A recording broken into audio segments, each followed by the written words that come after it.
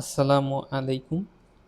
আমরা এই টিউটোরিয়ালে দেখব কিভাবে স্প্রিং বুট, থাইমলিফ, এইচটিএমএল এবং সিএসএস এর সাহায্যে একটা ওয়েবসাইট বিল্ড করা যায়।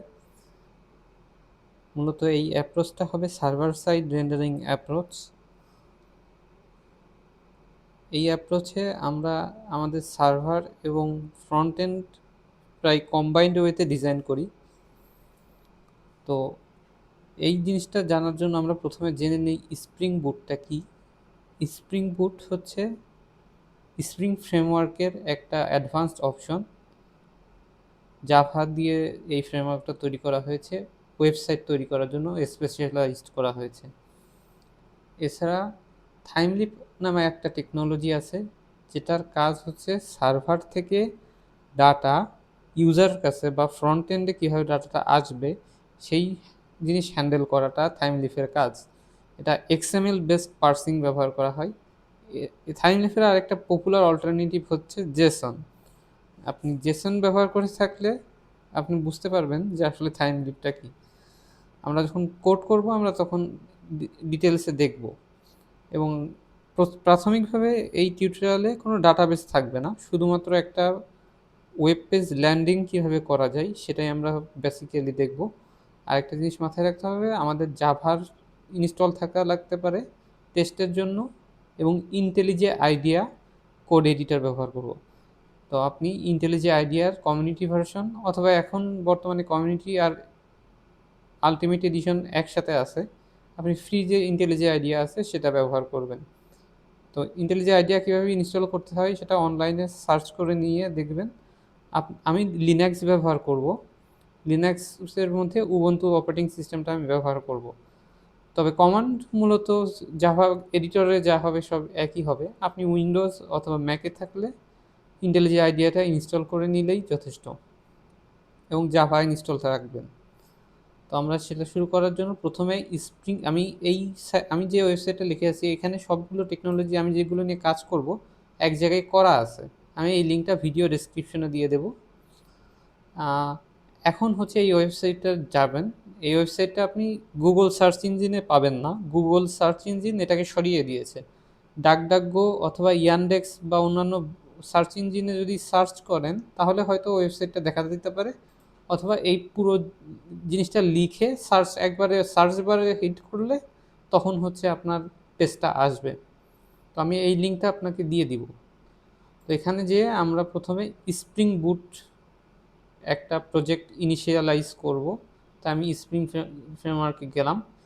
স্প্রিং ফ্রেমওয়ার্কে যাওয়ার পরে প্রজেক্টসের মধ্যে এখানে স্ক্রল করলে দেখব স্প্রিং ইনিশিয়ালাইজার নামে একটা অপশন আছে। তারপরে আমি এই স্প্রিং ইনিশিয়ালাইজার অপশনটাকে ক্লিক করব। এখানে আসার পর আমাকে একটা ওয়েবসাইটে লোড করবে। এই জিনিসটা হচ্ছে একটা জাভার একটা প্রজেক্ট সেট আপ করার জন্য যা যা টুলস লাগে সবগুলো জিনিস এখানে দেওয়া আছে। আমরা সেই সমস্ত টুলস এবং লাইব্রেরি ইনক্লুড করে একটা জিপ ফোল্ডার এখান থেকে নিব, সেটা আমরা ইন্টেলিজে আইডিয়াতে ওপেন করব। তো এখানে ঢোকার পরে প্রথমে এখান থেকে গ্রেডেল গ্রুভি অপশনটা সিলেক্ট করবেন, ল্যাঙ্গুয়েজ জাভা সিলেক্ট থাকবে, স্প্রিং বুট ভার্সন আপনার সময় যেটা থাকবে আপনি সেটা ব্যবহার করেন, আপনার যেটা ইচ্ছা। আমি এখানে 4.1.0 যে ডিফল্ট ভার্সন আছে সেটা দিলাম। এখন আসি, এখানে একটা জিনিস লেখা আছে com.example। এটা হচ্ছে আমার জাভা প্যাকেজের নাম। আমি আমার জাভার কোডগুলা কোন প্যাকেজের আন্ডারে রাখবো সেটা জানার জন্য এখানে নিতে হবে। তো আমি সিম্পলি এখানে লিখলাম অর্গ। আমি অর্গ লিখলাম আর আর্টিফ্যাক্ট ডেমো রাখলাম। এটা আমার টেস্ট পারপোজে আমি এই ভিডিওটা করছি, ডেমো যেটা আছে সেটা ডেমোই রাখলাম। তো ডেমো নামের একটা ফোল্ডারে পুরো প্রজেক্টের ডিপেন্ডেন্সি ডাউনলোড হবে, সেটা আমরা পরে দেখব। প্যাকেজিং থেকে আপনি ওয়ার প্যাকেজিংটা সিলেক্ট করবেন। যেহেতু এটা আপনাদের একটা ওয়েব অ্যাপ্লিকেশন হবে, ওয়েব অ্যাপ্লিকেশনের জন্য ওয়ারটা বেস্ট, তাই আমরা ওয়ার প্যাকেজিংটা সিলেক্ট করব। এরপরে কনফিগারেশন থেকে প্রপার্টিস নেব। জাভা অপশন থেকে আমি 21 ব্যবহার করছি, আপনি আপনার পছন্দ মতো এটা চয়েস করবেন। আচ্ছা, আমি 21 সিলেক্ট করলাম। এরপরে আসি ডিপেন্ডেন্সি থেকে। এখান থেকে ডিপেন্ডেন্সি থেকে আমাদেরকে কিছু ইনক্লুড করতে হবে। আমরা ডিপেন্ডেন্সি থেকে এই কয়টা জিনিস সার্চ করে এখানে ইনক্লুড করবো। এখানে লিখবেন স্প্রিং ওয়েব, স্প্রিং ওয়েব। এরপর আরেকটা জিনিস নেবেন থাইম লিভ। আর আরেকটা অপশন হচ্ছে এখান থেকে সার্চ করে নেবেন, সেটা হচ্ছে spring Dave tools, spring Dave tools. এই তিনটা জিনিস যদি আমার এখানে অ্যাড করা হয়, এই তিনটা অ্যাড করা হলেই যথেষ্ট। এখন আমরা এই প্রজেক্টের ওভারভিউটা আমরা দেখতে পারি যে কিভাবে এটা কাজ, মানে এটার প্যাটার্নটা কীরকম। এখানে আমি এক্সপ্লোর করলে দেখব এখানে অনেক কিছু লেখা এসেছে। এই লেখাগুলোর অর্থ কি আমি আসলে একটু পরে ব্যাখ্যা করব। প্রজেক্টটা যখন ইন্টেলিজেন্ট আইডিয়াতে ওপেন করব তখন এটা ব্যবহার করব।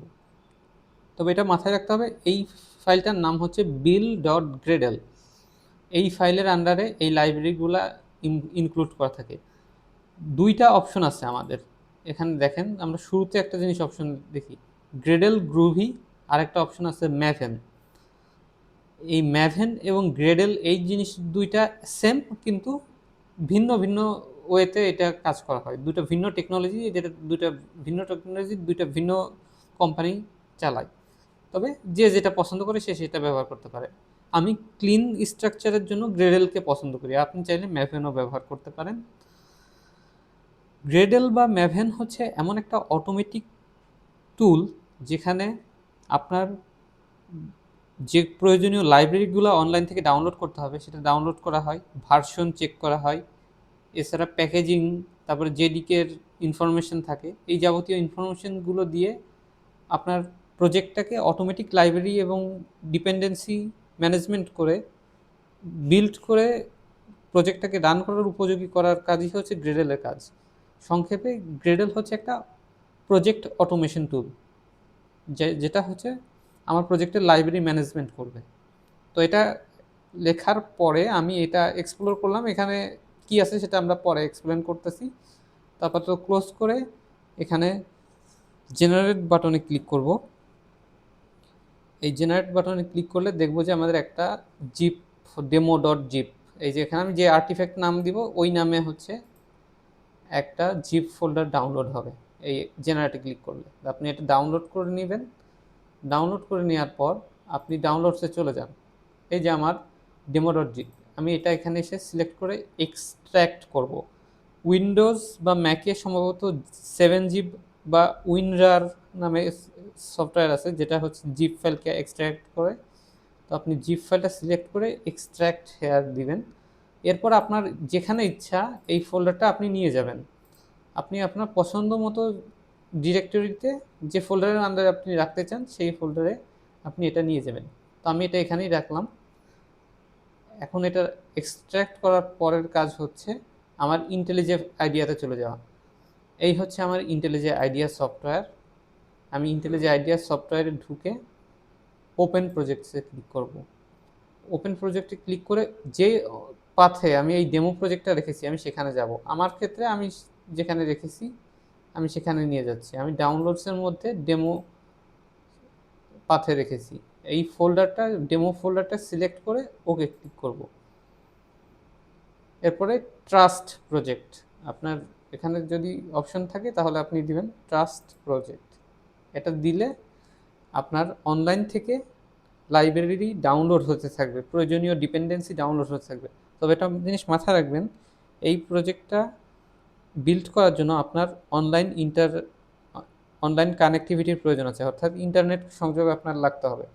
এরপরে দেখেন শুরুতে আমাকে দিয়েছে যে আমি কোন জাভার ভার্সনটা ব্যবহার করতে চাই। আমি এখান থেকে সিলেক্ট করে দিলাম 21, আমি 21 নম্বর জাভা ব্যবহার করতে চাই।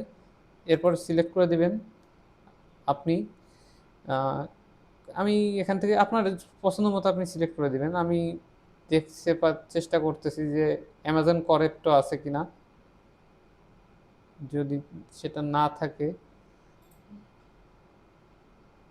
অ্যামাজন করেক্টো, এই যে আমি সিলেক্ট করেছি অ্যামাজন করেক্টো ভার্সন। আপনার ভার্সন অনুসারে আপনি সিলেক্ট করে নেবেন। এটা আমরা পরবর্তীতেও দিতে পারি, রিসেন্ট ইন্টেলিজে আপডেটে এই অপশনটা এসেছে। আমরা এই অপশনটা ভিতরে যেও সিলেক্ট করতে পারি, সেটাও আমি দেখিয়ে দেবো। যদি এখানে আপনার না দেখায়, আমি এটা আপনাকে পরবর্তী কীভাবে আনতে হয় সেটা দেখিয়ে দেবো। তো আপাতত আমার দেখাচ্ছে, সেজন্য আমি এটা সিলেক্ট করে দিলাম 21 নম্বর ভার্সন, অ্যামাজন কারেক্টর সিলেক্ট করে ডাউনলোড ক্লিক করব। এখন এটা করার পর আমাকে অপেক্ষা করতে হবে যতক্ষণ না আমার প্রজেক্টটা বিল্ড হয়। এটা অনেক সময় সাপেক্ষ ব্যাপার। আপনার ইন্টারনেটের স্পিড আর আপনার কম্পিউটারের পারফরমেন্সের উপর নির্ভর করবে কত কম সময়ে এই প্রজেক্টটা বিল্ড হয়। একবার প্রজেক্টটা বিল্ড হয়ে গেলে তখন এটা আপনি ফাস্টলি কাজ করতে পারবেন। আমি ভিডিওটা কাটছি না, ভিডিওটা যেভাবে রেকর্ড করা হচ্ছে সেভাবে রেখে দিচ্ছি যাতে আপনাদের বুঝতে সুবিধা হয়। তাই ভিডিওটা হয়তো একটু লেন্দি হবে, ধৈর্য সহকারে দেখবেন, আপনি টেনে টেনেও দেখতে পারেন। তো এই যে ইন্টেলিজেন্সটা ওপেন করার পরে আপনি দেখবেন নিচে একটা কথা লেখা আছে, ইম্পোর্টিং ডেমো গ্রেডেল প্রজেক্ট। এর অর্থ হচ্ছে এই প্রজেক্টটা এখন অনলাইন থেকে বিল্ড হচ্ছে। এখানে যখন সাকসেসফুল লেখা আসবে বা কোনো একটা নোটিফিকেশান আসবে, তখন আমার বুঝতে পারবো যে এই প্রজেক্টটা হচ্ছে আমার ব্যবহার করার জন্য উপযোগী হয়েছে। তার আগে আমরা চলেন দেখে আসি এই বাম পাশের প্যানেলে প্রজেক্টের এখানে কি আছে। এখানে দেখেন ডেমো নামের একটা ফোল্ডার আছে, এটা হচ্ছে আমাদের প্যারেন্ট ফোল্ডার। আমরা আগেই বলি, আমরা যে ডেমো নামের প্রজেক্টটা খুলেছি এটা হচ্ছে আমার মূল রুট ফোল্ডার, তার আন্ডারে সমস্ত কিছু আছে।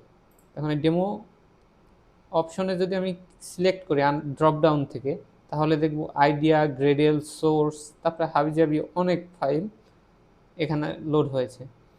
তো এই বাম পাশের এত ফাইল মাথায় রাখার দরকার নাই, কারণ এগুলো অটোমেটিক বিল্ড হচ্ছে, অটোমেটিক লাইব্রেরিগুলো জেনারেট করে ডিপেন্ডেন্সিগুলো হ্যান্ডেল করছে। শুধুমাত্র এখান থেকে আমাদের মাথায় রাখতে হবে এই সোর্স কোডে আমরা জাভা কোড এডিট করব, আর build.gradle এই দুটো ফাইল আমাদের মাথায় রাখতে হবে। বাকি যে ফাইলগুলো থাকবে এটা অটোমেটিক মেশিন হ্যান্ডেল করবে, কম্পিউটার হ্যান্ডেল করবে। তো build.gradle আসি। build.gradle এসে এইখানে দেখতে পাচ্ছি একটা প্যাটার্নে কথা লেখা আছে, প্লাগইনস। এখানে লেখা আছে প্লাগইনস, তারপরে লেখা আছে গ্রুপ, তারপরে স্ন্যাপশট ভার্সন, তারপরে জাভা দিয়ে একটা ব্লক লেখা আছে, এরপরে রিপোজিটরি একটা অপশন আছে, শেষে আছে একটা ডিপেন্ডেন্সি অপশন, এরপরে আরও কিছু অপশন লেখা আছে। এখন এই সবগুলোর মানে বুঝতে হবে না, শুধু একটা জিনিস মাথায় রাখেন, প্লাগইনে সব লেখা থাকে যে এই প্রজেক্টটা কী ল্যাঙ্গুয়েজ দিয়ে তৈরি, সেটা আমার জাভার আউটপুটটা, অর্থাৎ আমার সফটওয়্যারটা তৈরি করার পর এই ফাইলটা একটা সিঙ্গেল প্যাকেজে কনভার্ট হবে। আমার অ্যাপ্লিকেশনটা একটা সিঙ্গেল প্যাকেজে কনভার্ট করবো, এক্সপোর্ট করবো। যখন আমার কাজ শেষ হয়ে যাবে তখন আমি এটা কি ফাইলে এক্সপোর্ট করব সেটা সিলেক্ট থাকবে। সচরাচর জার অথবা ওয়ার হয়ে থাকে। তো আমি ওয়েব অ্যাপ্লিকেশন তৈরি করতেছি, সেজন্য আমি এখানে ওয়ার দিচ্ছি। এরপরে স্প্রিংয়ের যে ভার্সনটা আমরা চয়েস করেছিলাম 4.1 ডিফল্ট ভার্সন, সেটা আর একটা ডিপেন্ডেন্সি ম্যানেজমেন্ট ভার্সন এখানে অ্যাড করা হয়েছে। আচ্ছা, আর এখানে দেখেন এই যে জাভার যে ব্লক, এই প্যাটার্নে হচ্ছে লেখা থাকে জাভার কোন ভার্সন আমি ব্যবহার করতেছি। আমি এখানে 21 ব্যবহার করতেছি। আমি যদি এখানে 25 দেই, তাহলে এখানে 25 নামে জাভা ভার্সন ব্যবহার হবে। আর রিপোজিটরি সেন্ট্রাল থেকে বোঝায় যে অনলাইনে কোথা থেকে আমার এই লাইব্রেরিগুলো ডাউনলোড হবে, তার একটা লোকেশন এই ম্যাভেন সেন্ট্রালে দেওয়া আছে। তো এটা সেই মেথডটা ব্যবহার করে সেখান থেকে ডাউনলোড করে। এখন এখানকার সবথেকে গুরুত্বপূর্ণ কাজটা হচ্ছে এই ডিপেন্ডেন্সি ট্যাগের মধ্যে যে কথাগুলো থাকে। দেখেন এখানে অনেকগুলো কথা লেখা আছে, ইমপ্লিমেন্টেশন, তারপরে একটা বড় লাইন লেখা আছে আর কি, এখানে একটা বড় লাইন লেখা আছে একটা যে কথা, এইটা হচ্ছে একটা লাইব্রেরির নাম। জাভা প্রিবিল্ট কিছু ডিফল্ট লাইব্রেরি আছে, ওয়েবসাইট বিল্ড করার জন্য কিছু প্রিবিল্ট লাইব্রেরি ব্যবহার করব। যেমন আমরা জাভা প্রজেক্টে এরকম ব্যবহার করেছি, ইম্পোর্ট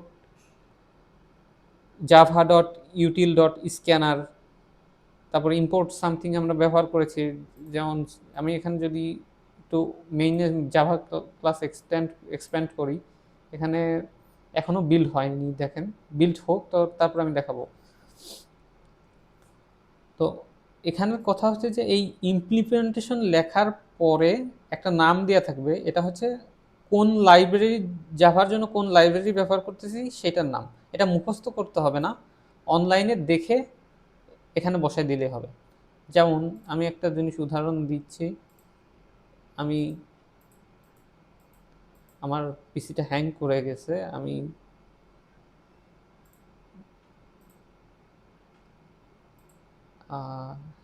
এটা বিল হচ্ছে, এটা বিল হোক।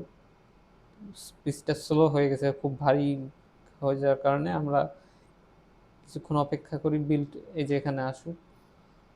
এখানে দেখতে পারতেছেন যে এই যে লাইব্রেরিগুলো অ্যাড করেছিলাম, থাইম লিভ, স্প্রিং বুট ডেভ, এখানে চাইলে আমরা আরও লাইব্রেরি অ্যাড করতে পারি।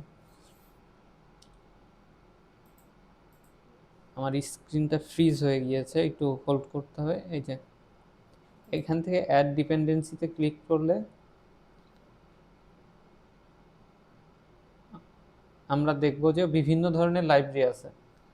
সাপোজ আমি যদি এই যে স্প্রিং রিঅ্যাক্টিভ ওয়েব ব্যবহার করতে চাই, আমি এটা সিলেক্ট করলাম। এটা সিলেক্ট করে আমি এক্সপ্লোরের অপশনে যাব। এক্সপ্লোর অপশনে গেলে আমাকে সে দেখাবে আমি কি, এই যে এখানে একটা জিনিস অপশন দেখেন, এই নতুন একটা লাইব্রেরি আমাকে দিছে। এই লাইনটা আমি জাস্ট কপি করে নেব, নতুন লাইনটা এটা কপি করে নিয়ে, এটা কপি করে নিয়ে ইন্টেলিজে আইডিয়ায় এসে এখানে বসাই দেবো। যদি আমার কোনো এক্সট্রা লাইব্রেরির প্রয়োজন হয়, আমার যে যে লাইব্রেরি প্রয়োজন হবে আমি সেটা এখানে বসিয়ে দেব। তো প্রজেক্টটা বিল্ড হতে সময় নিচ্ছে,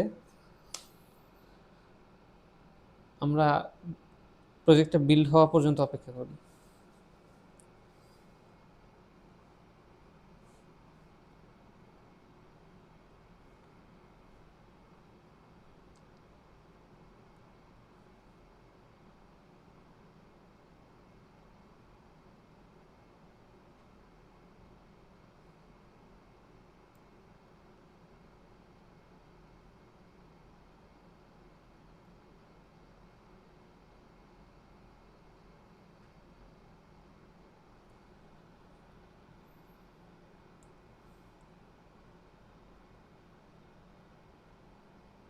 এখানে প্রজেক্টের নেসেসারি লাইব্রেরি ডাউনলোড হয়ে গেছে, অ্যানালাইজিং প্রজেক্ট ফেজে আছে। তো এটা একটু সময় নেবে, আপনার এখানে 10 থেকে 15 মিনিটও সময় লাগতে পারে, আপনার ইন্টারনেটের উপর ডিপেন্ড করে, ইন্টারনেটের স্পিড আর আপনার কম্পিউটারের পারফরমেন্সের উপর নির্ভর করে এটা করবে। তো এটা যখন বিল হয়ে যাবে এখান থেকে সেই মেসেজটা চলে যাবে, আপনার হয়তো সাকসেসফুল মেসেজ দিবে। এই যে এখানে একটা অপশন দেখেন, এই বিল ডট গ্রেডেল ওপেন থাকলে এখানে লেখা আছে দেখবেন অ্যানালাইজিং, এখান থেকে এই লেখাটা চলে যাবে। অ্যানালাইজিং লেখাটা চলে গেলে এরকম হয়তো ইয়েলো কালারের হিন্ট অথবা এখানে সাকসেসফুল কথার লেখা দেখাবে আর কি। এটা যখন আমার এটা বিল্ড হয়ে গেছে, এটা যখন বিল্ড হয়ে গেল তখন আমি ডেমো অপশনে যাই। ডেমো অপশনে যেয়ে সোর্সের আন্ডারে যাই, সোর্সের আন্ডারে মেইন অপশন, মেইন অপশনে গেলাম। মেইনের মধ্যে জাভা, এখানে আমি দুটো জাভা ক্লাস দেখতে পাচ্ছি। তো প্রথমে আমি ডেমো অ্যাপ্লিকেশন ক্লাসে যাই। এখন এই ডেমো অ্যাপ্লিকেশনটা হচ্ছে আমার জাভার মেইন মেইন ক্লাস বা মেইন মেথড। এটা দেখতে এরকম। এখন এখানে দেখে হয়তো কিছুটা অদ্ভুত লাগতে পারে যে এই কথাটা তো থাকে না সচরাচর, জাভা ক্লাসে এই কথাটা লেখা থাকে না। এরকম কথা, মানে ফরম্যাটটা অনেকটা এরকম। জাভার মেইন প্রজেক্টের কনসেপ্টটা অনেকটা এরকম যে একটা মেইন ক্লাস থাকবে, একটা মেইন মেথড থাকবে। তো এই ক্লাসটা যে একটা ওয়েবসাইটের জন্য তৈরি করা হচ্ছে, এই প্রজেক্টে যে একটা ওয়েবসাইটের জন্য তৈরি করা হচ্ছে, বা একটা ওয়েবসাইটে কিছু সার্ভারের টুলস থাকবে। একটা ওয়েবসাইট রান করার একটা কনসেপ্ট হচ্ছে 24 ঘন্টা এটাকে রান করাই রাখতে হবে। তো সেটা বোঝানোর জন্য আমাকে স্প্রিং ফ্রেমওয়ার্কের কিছু লাইব্রেরির ফ্যাসিলিটি নিতে হয়। এটা অ্যাড করার জন্য আমরা মূলত এই দুইটা লাইন অ্যাড করি। এই যে স্প্রিং @অফ বুট অ্যাপ্লিকেশন, এটা বোঝাবে যে এই জাভার প্রজেক্টটা হচ্ছে জাভার ওয়েব সার্ভার বেসড একটা প্রজেক্ট। সেই জন্য আমরা এই অ্যানোটেশনটা ব্যবহার করি, এবং এই মেথডটা রান করলে একটা সার্ভার 24 ঘন্টা রান করবে যখন আমি এটাকে স্টার্ট করব।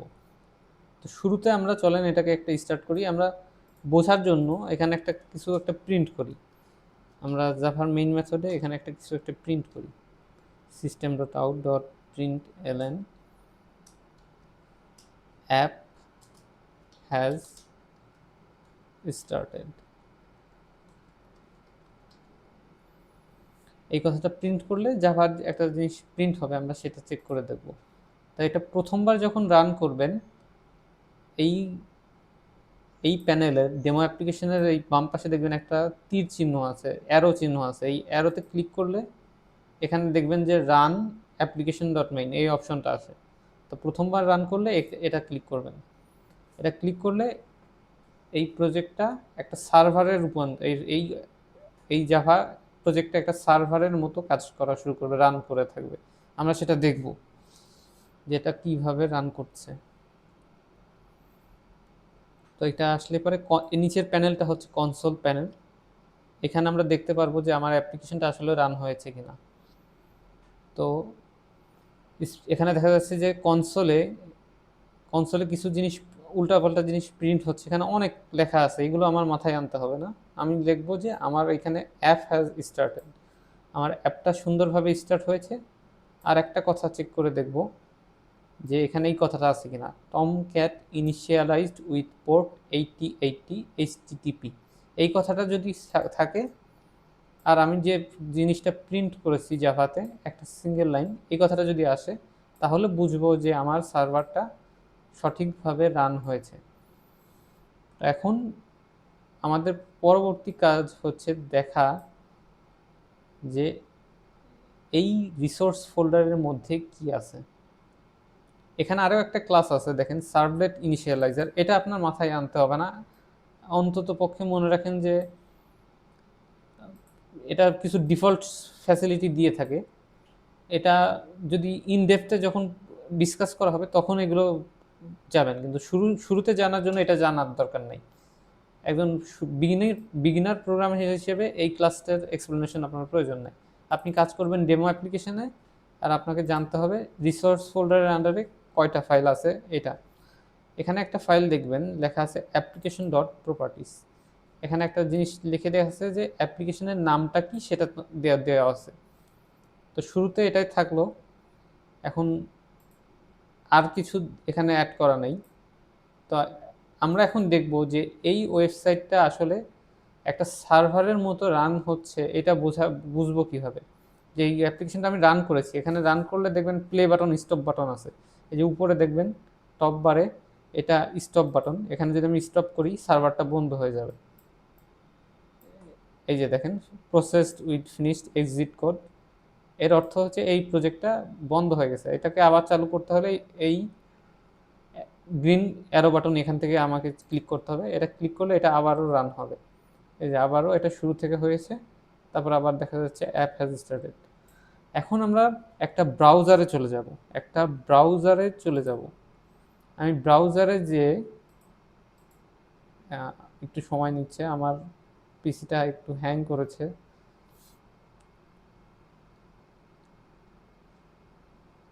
একটা ব্রাউজারে যাওয়ার পর আমি এই কথাটা লিখব, লোকাল হোস্ট।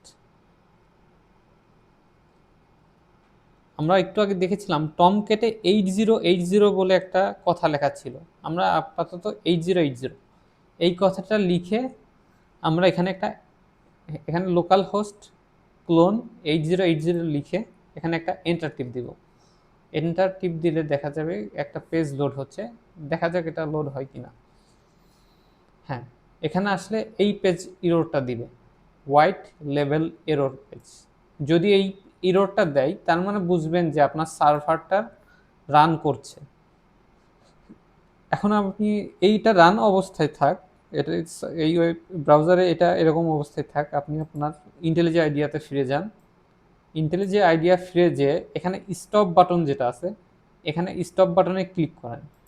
স্টপ বাটনে ক্লিক করলে এটা প্রজেক্টটা এখানে দেখাবে যে প্রজেক্টটা এই প্রোগ্রামটা ফিনিশ হয়ে গেছে। এই প্রোগ্রামটা ফিনিশ হয়ে আপনি আবার ব্রাউজারে ফিরে আসেন। এখন এসে দেখেন আপনি এই লোকাল হোস্ট 8080 কথাটা লিখে আবার এটাকে রিফ্রেশ করেন, দেখবেন আনএবল টু কানেক্ট লেখা দেখায়। এর অর্থ আমার যে সার্ভার ছিল সেই সার্ভারটা অফ করে দেওয়া হয়েছে, যে কারণে আমার ব্রাউজার ওই সার্ভারের সাথে কমিউনিকেট করতে পারতেছে না। তো আমাকে যদি এই পেজটা আবার কমিউনিকেট করতে হয় তাহলে ইন্টেলিজে যেতে হবে, আবার এখানে প্লে বাটনে ক্লিক করতে হবে, অপেক্ষা করতে হবে কখন এইখানে লেখা আসে অ্যাপ হ্যাজ স্টার্টেড, এবং আরও একটা কথা দেখব, এখানে আরেকটা কথা দেখব যে টমক্যাট ইনিশিয়ালাইজড উইথ পোর্ট 880, এই কথাটা লেখা দেখব। এই পোর্টের মানে কি আমি একটু পরে এক্সপ্লেন করছি। তো এই পোর্ট আর এই নিচের এই কথাটা প্রিন্ট হলে বুঝবো যে আমার অ্যাপ্লিকেশনটা আসলে স্টার্ট হয়েছে। আর এখানে ব্রাউজারে যে এখন যদি আমি হিট করি তাহলে দেখব যে এখানে একটা হোয়াইট লেভেল এরর পেজ দিচ্ছে। একটা এরর পেজ দিচ্ছে এই জন্য কারণ আমরা সার্ভারকে বলি নাই যে আমরা কি ডাটা শো করাতে চাচ্ছি আর কি পেজ ইউজারকে দেখাতে চাচ্ছি, আমরা এটা এখনও ডিফাইন করি নাই।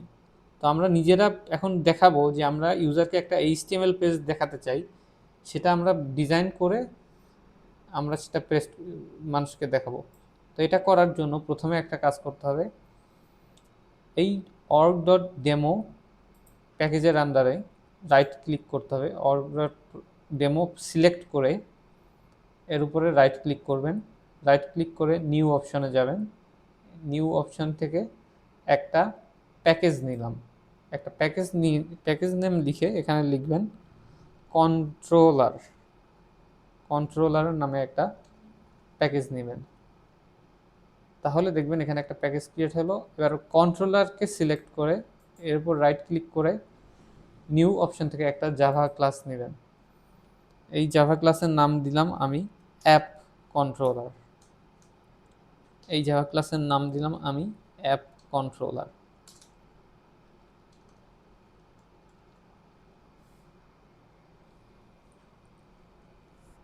এটা ক্রিয়েট করা হলো।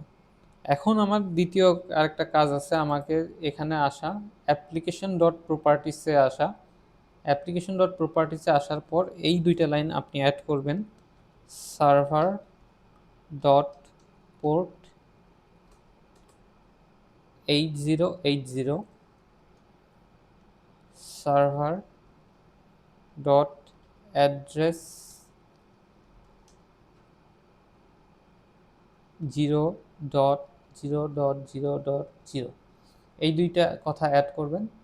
এরপরে আরও দুটা জিনিস লিখতে হবে, এই দুটার কথা এই এই দুইটার জিনিসের মানে কি এটা আমরা পরবর্তীতে শিখব, আপাতত যেটা লিখে দিচ্ছি সেটাই দেখেন।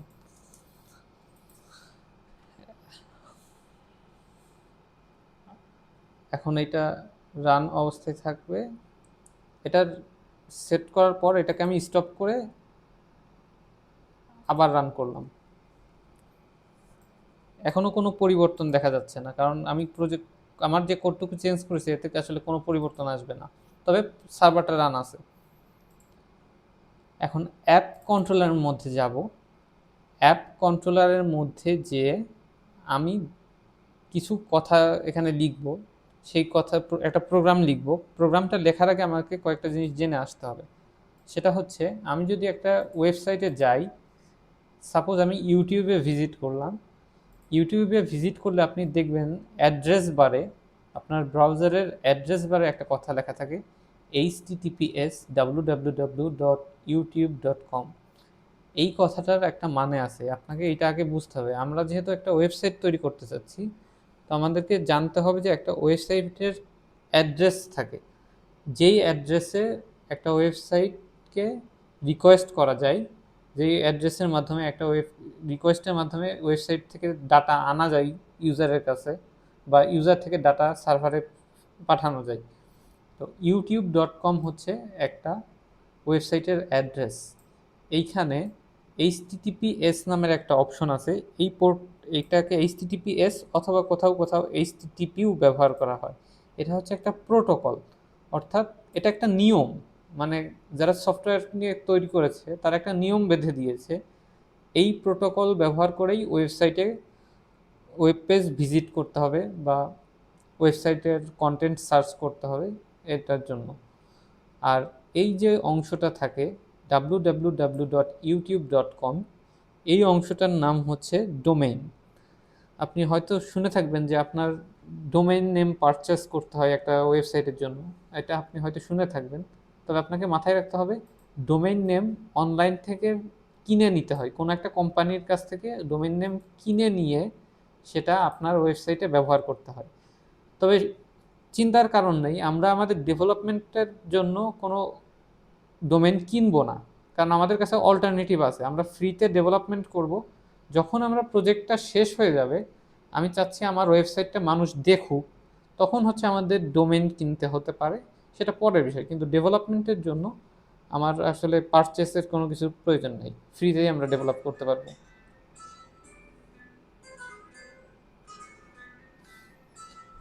এখন হচ্ছে আরেকটা উপায় হচ্ছে, যদি ডোমেন নেম না থাকে, ডোমেন নেমের পরিবর্তে আমি আইপি দিয়েও হচ্ছে, ডোমেন নেমের পরিবর্তে আসলে আমি আইপি দিয়েও কাজ করতে পারি। এটা হচ্ছে একটা পাবলিক আইপি। এটা পাবলিক আইপি কি, প্রাইভেট আইপি কি, এটা যদি আপনি আসলে কোর্স করে থাকেন, হয়তো নেটওয়ার্কিং কোর্স করে থাকেন, তাহলে আপনি জানতে পারবেন। পাবলিক আইপি হচ্ছে জনসাধারণের জন্য উন্মুক্ত আইপি অ্যাড্রেস। অর্থাৎ কোনো ওয়েব সার্ভার, কোনো একটা কোম্পানি তার ওয়েবসাইটকে হোস্ট করেছে কোথাও কোনো একটা সার্ভারে, এবং সারা পৃথিবীর যে কোনো প্রান্ত থেকে সেটাকে অ্যাক্সেস করতে চায়, সেটার জন্য তার একটা ইউনিক অ্যাড্রেসের প্রয়োজন হয়। সেটা হচ্ছে তার একটা পাবলিক আইপি অ্যাড্রেস, সেই সাথে একটা পোর্ট নাম্বার থাকে। যখন কোনো অ্যাপ্লিকেশন চালানো হয় বা কোনো একটা অ্যাপ বা একটা সফটওয়্যার বা একটা ওয়েবসাইট চালানো হয় একটা কম্পিউটারে, সেটা উইন্ডোজ হোক, একটা লিনাক্স কম্পিউটার হোক, অথবা ম্যাক কম্পিউটার হোক, সমস্ত অ্যাপ্লিকেশনই একটা পোর্টের থ্রুতে আপনার সিস্টেমের সাথে যোগাযোগ করে, সেটাই হচ্ছে পোর্ট। আপনি যদি আপনার টার্মিনালের মনিটর ওপেন করেন, আপনি ধরেন উবুন্টু থেকে নিলাম, উবুন্টু থেকে আমি এখানে সিস্টেম মনিটরে গেলাম, সিস্টেম মনিটর এখানে ওপেন হোক, আমরা একটু অপেক্ষা করি। এখানে আপনার সিস্টেম টাস্ক ম্যানেজার, উইন্ডোজে দেখবেন টাস্ক ম্যানেজার আছে। টাস্ক ম্যানেজারে যে দেখবেন আপনার বিভিন্ন অ্যাপ্লিকেশন চলতেছে ব্যাকগ্রাউন্ডে, এবং এই ব্যাকগ্রাউন্ডে এখানে দেখবেন যে একটা আইডি আছে, একটা পোর্ট নিয়ে একটা আইডি থাকে। এই পোর্টে প্রত্যেকটা অ্যাপ্লিকেশনই, প্রত্যেকটা প্রসেস যা চলে কিনা, যাই চলুক একটা কম্পিউটারে, সে একটা ইউনিক পোর্টের থ্রুতে সিস্টেমের সাথে কমিউনিকেট করে। তো আমারও যে ওয়েবসাইট বানাবো, সে ওয়েবসাইটটাও কোনো না কোনো পোর্টের থ্রুতে আমার যে কম্পিউটার তার সাথে যোগাযোগ স্থাপন করবে, যে এই পোর্টের থ্রুতে বাইরে থেকে রিকোয়েস্ট আসবে, এই পোর্টের থ্রুতে রিকোয়েস্ট ভিতর থেকে অনলাইনের বাইরে যাবে। সেই জন্য হচ্ছে পোর্ট নামের একটা কনসেপ্ট আছে। তো এটার কাজ হচ্ছে এটাই। তো আমার যদি আইপি এটা হয় 162.50.222.211, তাহলে আমি আমার ব্রাউজারে এটাকে এইভাবে রিকোয়েস্ট করব।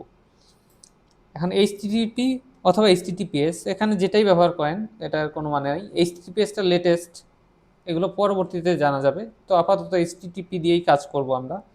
তো ব্রাউজারে আমরা এটা হ্যান্ডেল করব। এখন এখানে আমাদের 4টা অপশন আছে।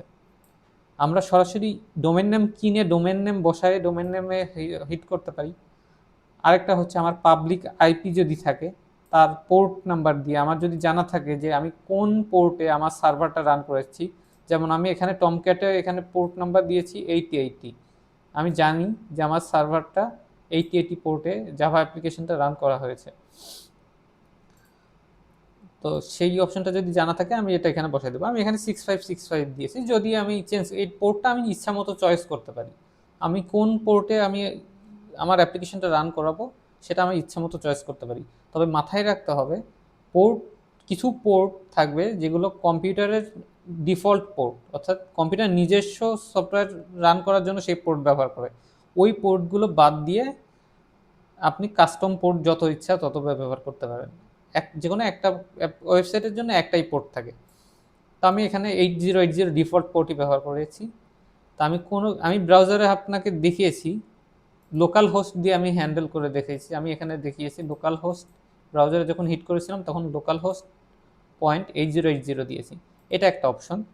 এই অপশনটার মানে হচ্ছে শুধুমাত্র যে পিসিতে আমার সার্ভারটা আছে, অর্থাৎ আমি এই কম্পিউটারে ব্যবহার করি, আমি আপনাদেরকে এই কম্পিউটার ব্যবহার করে প্রজেক্টটা দেখাচ্ছি, শুধুমাত্র এই কম্পিউটারের মাধ্যমেই আমি হচ্ছে এই ওয়েবসাইটটা অ্যাক্সেস করতে পারবো, এই লোকাল হোস্টটা, এটার জন্য। আরেকটা অপশন আছে, রাউটারে রাউটারে একটা আইপি বসাই দেওয়া, একটা স্পেসিফিক আইপি বসাই দেওয়া রাউটারে, লোকাল ল্যান আইপি। সেই আইপি আমার রাউটারের আন্ডারে যতগুলো ডিভাইস আছে, ধরেন আমার বাসায় মোবাইল আছে দুটো, দুটো কম্পিউটার আছে, এই সবগুলো ডিভাইস থেকে আমি এই ওয়েবসাইটগুলো দেখতে চাচ্ছি, তখন আমি একটা লোকাল রাউটারের আইপি বসাই দিব, তারপরে সেই পোর্টটা বসাই দিয়ে সেখান থেকেও আমি যদি রিকোয়েস্ট করি তারপরেও আমি এই ওয়েবসাইটটা অ্যাক্সেস করতে পারি। তো আপাতত এত মাথা ব্যথার কোনো কারণ নেই, আপাতত আমাদের কাজ হচ্ছে সব এই লোকাল হোস্ট নিয়ে, এই এইগুলো নিয়েও কোনো কাজ নেই, তবে আমি এটা জানাই রাখলাম কারণ ভবিষ্যতে এগুলো আপনার প্রজেক্টে লাগবে। এখন আমাদের কাজ হচ্ছে লোকাল হোস্ট 8080, যেহেতু আমরা এই মেশিনে টেস্ট করতে যাচ্ছি। তো এটা ক্লোজ করে দিচ্ছি। এখন আমাদের জাভা অ্যাপ্লিকেশনে আসি। জাভা অ্যাপ্লিকেশনে এসে প্রথম যে কাজটা করতে হবে, আমাদেরকে বোঝাতে হবে যে আমরা এই জাভা ক্লাস ওয়েব সার্ভারের সাথে কমিউনিকেট করতে চাই। মানে আমরা চাচ্ছি যে এই কন্ট্রোলার জাভা ক্লাসটা এই পেজে যখন হিট করব, এখানে যখন হিট করব, তখন যেন এই জাভা ক্লাসটা রান করে। এটা বোঝানোর জন্য আমাদেরকে একটা অ্যানোটেশন ব্যবহার করতে হবে। আমি এখানে বলে দিচ্ছি, অ্যানোটেশন কথাটা হচ্ছে এরকম, অ্যানোটেশন, এই টার্মটার নাম হচ্ছে অ্যানোটেশন। অ্যানোটেশনগুলোর কাজ হচ্ছে জাভাতে কিছু প্রিবিল্ড ফিচার্স ব্যবহার করা, যেগুলো কোনো কোম্পানি তৈরি করেই রাখছে, সেই ফিচার্সগুলো আমরা ব্যবহার করব ডিরেক্টলি কোডে, সেটার জন্য আমরা হচ্ছে সে অ্যানোটেশন ব্যবহার করে থাকি। তো আমাদের এই স্প্রিং বুটের কিছু টুলস অলরেডি তৈরি করাই আছে, সেগুলো ব্যবহার করেই আমরা হচ্ছে ওয়েবসাইটটা তৈরি করতেছি। তো এখানে আমরা লিখব কন্ট্রোলার, কন্ট্রোলার, কন্ট্রোলার লিখে দেখবেন এখানে অনেকগুলো অপশন থাকতে পারে, রেস্ট কন্ট্রোলার বা অন্যান্য কন্ট্রোলার থাকে। আপনি যেটা দেখবেন সেটা হচ্ছে org dot spring framework dot stereotype, এই প্যাকেজের আন্ডারে যেটা আছে এটা সিলেক্ট করে এন্টার টিপ দিবেন, এটা সিলেক্ট করে এন্টার টিপ দিবেন, তাহলে দেখবেন এটা ইম্পোর্ট হয়ে গেছে। এখন কন্ট্রোলার এটা ইম্পোর্ট হলো। এখন আমরা জানি জাভাতে কোনো কাজ করতে হলে কোনো একটা মেথডের থ্রুতে করতে হবে। এখন আমি আমার নিজের মন মর্জি অনুসারে একটা মেথড লিখলাম, আমি প্রাইভেট, মেথডের টাইপটা দিচ্ছি স্ট্রিং গেট পেজ, এটা লিখে আমি একটা মেথড লিখলাম, এই মেথডটা লিখলাম। এটার কাজ হচ্ছে, এই মেথডের কাজটা হবে এ কোনো একটা এইচটিএমএল ফাইল পাঠাই দিবে। যখন আমি এখানে রিকোয়েস্টটা আসবে, অর্থাৎ এই অ্যাপ কন্ট্রোলারের রিকোয়েস্ট আসবে, তখন হচ্ছে এই মেথডটা রান করে একটা এইচটিএমএল ফাইল পাঠাই দিবে। এটার জন্যই হচ্ছে আমি এই মেথডটা লিখলাম। তো এখন আমাদের একটা কাজ হচ্ছে একটা এইচটিএমএল ফাইল বানানো।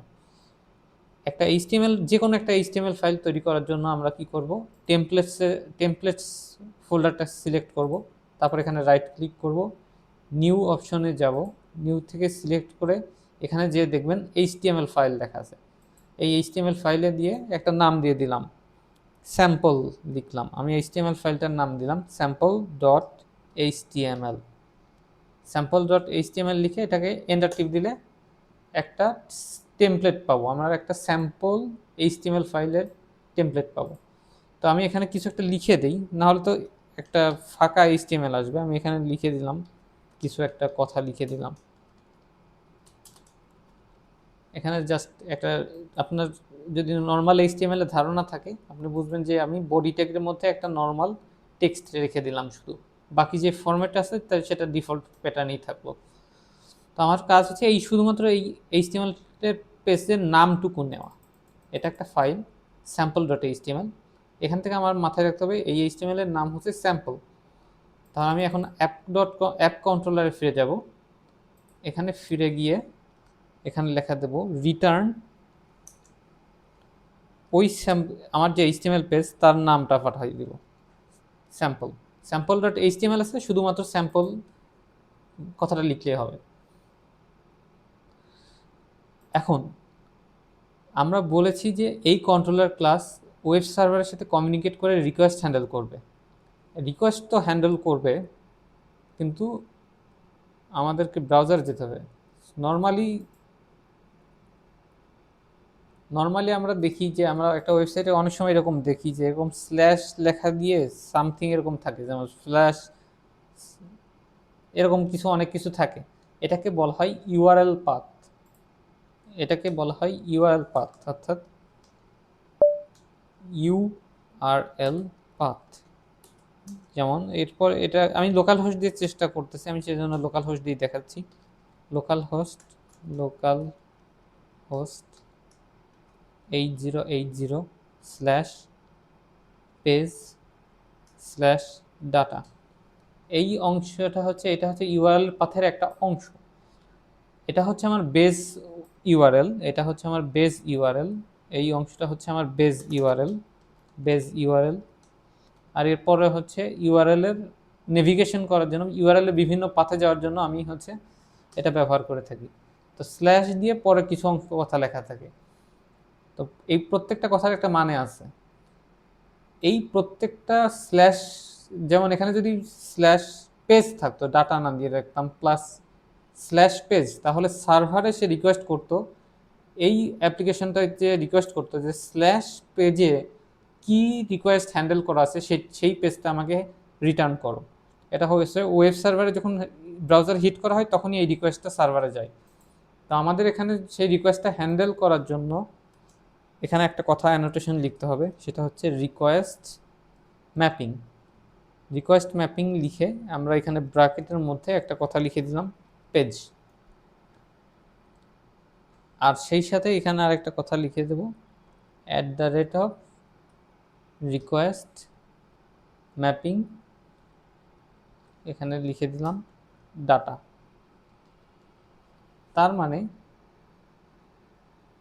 আমি যখন পেজ স্ল্যাশ ডাটাতে কল করব, এই এই সার্ভারে যখন আমি পেজ স্ল্যাশ ডাটাতে কল করব, তখন জাভা ক্লাসের এই অ্যাপ কন্ট্রোলারে যাবে রিকোয়েস্টটা, তারপরে দেখবে স্ল্যাশ এই কন্ট্রোলারের মধ্যে যতগুলো ম্যাপিং থাকবে সেই ম্যাপিংটা হচ্ছে এরকম আসে, এরকম চিন্তা করতে হবে পেজ স্ল্যাশ ডাটা।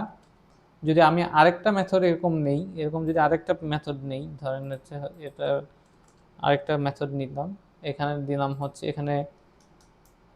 এখানে দিলাম গেট, তাহলে আরেকটা এরকম এরকম পাথ চিন্তা করতে হবে পেজ স্ল্যাশ গেট, এবং মেথড নেম ডিফারেন্ট হতে হবে, get second page second page. এখানে তাহলে কি হলো, এই এই পাথে অর্থাৎ পেজ স্ল্যাশ ডাটার জন্য একটা মেথড থাকলো, পেজ স্ল্যাশ গেটের জন্য এই মেথডটা রান হবে। অর্থাৎ প্রত্যেকটা পেজের রিকোয়েস্টের জন্য একটা আলাদা আলাদা মেথড থাকবে, আলাদা আলাদা রিটার্ন টাইপ থাকবে আর কি। আমার যখন মাল্টিপল পেজ নিয়ে কাজ করবো তখন এটা দেবো। আপাতত আমরা একটা সিঙ্গেল পেজই দেখাবো, সেজন্য আমাদের এত কিছুর দরকার নেই। তো আপাতত পেজ স্ল্যাশ ডাটাতে আমরা কল করব, রিকোয়েস্টটা হবে এই পাথে, অর্থাৎ local host slash page slash data. এটা যদি দেই তাহলে এই এইচটিএমএল ফাইলটা রিটার্ন করবে। তো এখন আমাদের কাজ হচ্ছে এইটাকে স্টপ করে আবার রিরান করা। আমরা যতবার কোড এডিট করব ততবার এটাকে স্টপ করে রান করতে হবে। তো স্টপ করলাম, রান করলাম। এখন দেখি এখানে কি কোনো ইরর দেয় কিনা, আমরা সেটা চেষ্টা করে দেখি। এটা রান করি, এটা রান হচ্ছে।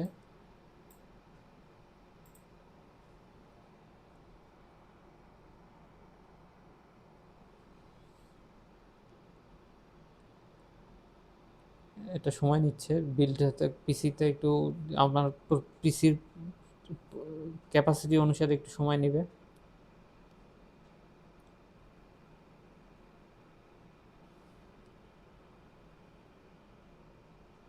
যেখানে দেখা যাচ্ছে আবার এটা দেখি app has started, port Tomcat initialize with port 8080। এখান থেকে দেখার পর আমরা এখন ব্রাউজারে যাব। এই ব্রাউজারে যে আমরা এখন যে পাথে রিকোয়েস্টটা হ্যান্ডেল করেছি সেই পাথে আমরা দিব ডাটা। এখন এটা যদি ক্লিক করি তাহলে এখন দেখবো যে ওই যে ডাটাটা লিখেছিলাম সেই এইচটিএমএল পেজটা রিটার্ন হয়ে গেল। এই যে আমরা প্রথমে স্যাম্পল ডট এইচটিএমএল এ গিয়েছিলাম, এখানে আমরা একটা কথাই লিখে রেখেছিলাম, একটা এইচটিএমএল এর মধ্যে একটা পিস বি ফলস আপনি নিউ এই কথাটা লিখে দিয়েছিলাম, ওই কথাটাই এখানে এই এইচটিএমএল পেজটা রিটার্ন করলো। এখন আমি যদি এখানে যদি উল্টাপাল্টা কিছু রিকোয়েস্ট করি তাহলে কিন্তু আসবে না। এখানে যদি উল্টাপাল্টা রিকোয়েস্ট করি তাহলে এরর দিবে, কারণ আমি সার্ভারকে বলি নাই এই পাথায় রিকোয়েস্ট করলে এই জাভার কোন ক্লাসটা রান হবে, কোন ক্লাসটা রান হবে এটা জানা। প্রত্যেকটা রিকোয়েস্টের জন্য একটা কোনো মেথড থাকবে, যে মেথডটা একটা রিকোয়েস্টকে হ্যান্ডেল করবে। সেটা হতে পারে একটা এইচটিএমএল পেজ দেখানো, অথবা ভিতরের ডাটা ক্যালকুলেশন করা, বা যেটাই করি না কেন প্রত্যেকটা রিকোয়েস্টই সার্ভার গেট করে সেটা প্রসেস করে একটা জিনিস রিটার্ন দিবে। তো আপাতত আমরা দেখলাম একটা এইচটিএমএল ফাইল কিভাবে রিটার্ন করতে হয় পেজ স্ল্যাশ ডাটাতে। এটাই ছিল একদম বেসিক্স লেভেলের একটা কোড। এরপর আমরা দেখব যে কিভাবে আরও অ্যাডভান্সভাবে পেজ ডিজাইন করা যায়, পেজে রিকোয়েস্ট হ্যান্ডেল করা যায় আরও কীভাবে সেটা দেখব। এটা পরের ভিডিওতে আমরা দেখব। আমরা প্রথম ভিডিওতে শুধু এইটুকুই দেখলাম যে কিভাবে একটা এইচটিএমএল পেজ একটা সার্ভারে রিকোয়েস্ট করে ব্রাউজারে শো করতে হয়। আচ্ছা, আমি পরবর্তী টিউটোরিয়ালের জন্য এটাকে ক্যান্সেল করে দিচ্ছি। আল্লাহ হাফেজ।